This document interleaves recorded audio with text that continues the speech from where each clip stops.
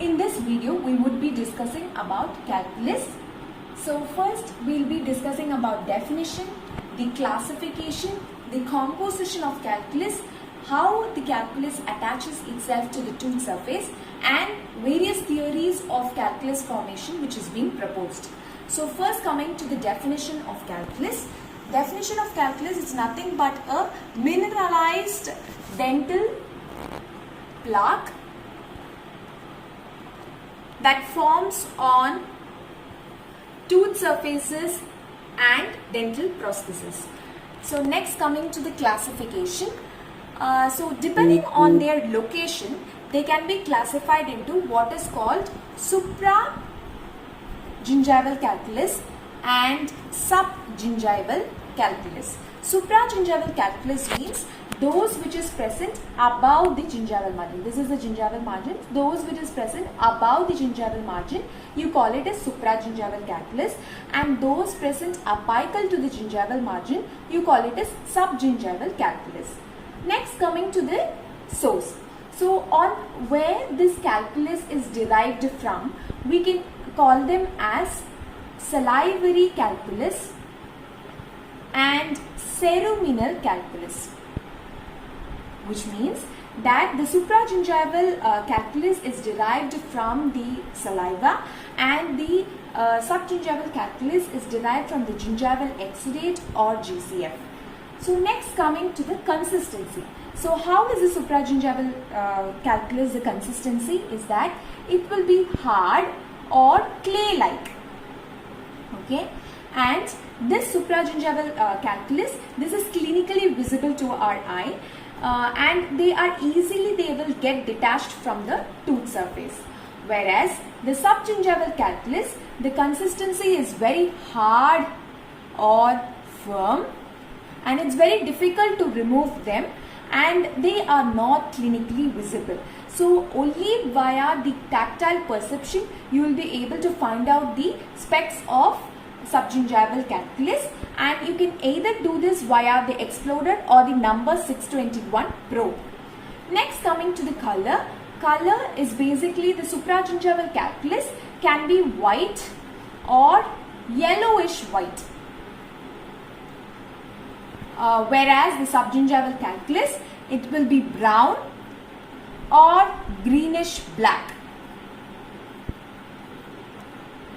Okay. So next, coming to the composition. So composition, if you see, they say that the supragingival calculus, the inorganic component of the crystals, okay, it will be bruchite, and the octacalcium phosphate will be increased in case of supragingival calculus, and the magnesium vitlockite would be decreased in case of supragingival calculus. And the same is reverse for the subgingival calculus, where their bruchite and octacalcium phosphate will be decreased and the magnesium vitlockite will be increased. Okay, so this is the classification and the features of supra and subgingival calculus. Now let's move on to the composition of supra and subgingival calculus. So on the total, they say that around 70 to 90% of your calculus components will be inorganic, whereas the other 20% is going to be organic. So inorganic means basically they say that the components which is very most important would be calcium, then you will have phosphorus and magnesium, and you will have carbon dioxide. The ratios will be 39%, 19%, 1% and 2%. And it will also contain certain trace elements also, which is like aluminium, you will have silicon, you will have gold, you will have fluoride. So all those. So 1/3 of the inorganic components will be in a crystal form, okay, which will comprise of hydroxyapatite, which is 58%, magnesium vitlockite, which comprises of 21%, octacalcium phosphate of 12%, and bruchite of 9%. And the organic components, what are they? They will contain desquamated epithelial cells, then bacteria, and something called calcium protein carbohydrate complex. Okay, and the composition will be, carbohydrates will be from 1.9 to 9.1%, protein will be from 5.2 to 8.3%, and lipids will be around 0.2%. Next we'll come on to how the calculus is getting attached itself to the tooth surface.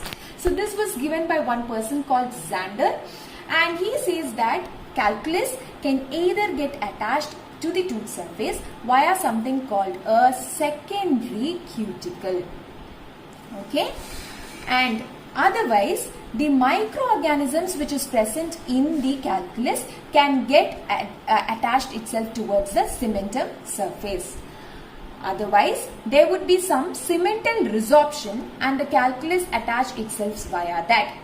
Or there would be some irregularities which you see on the cementum surface and the calculus will get attached itself towards it. Okay. So next, this is the how it is getting attached itself towards the tooth surface.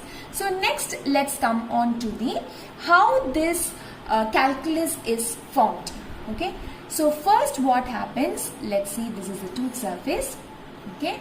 So first, after your prophylaxis or tooth eruption, what happens is that the tooth surface, it will actually try to absorb certain salivary proteins.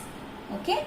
After this is done, the microorganisms will colonize itself and they will start adhering and they will form something called dental plaque. So I'll be doing a video on detail on the formation of dental plaque. But now I'm just going to stress on the calculus formation. So after this dental plaque is formed, you all know that calculus is nothing but mineralized dental plaque.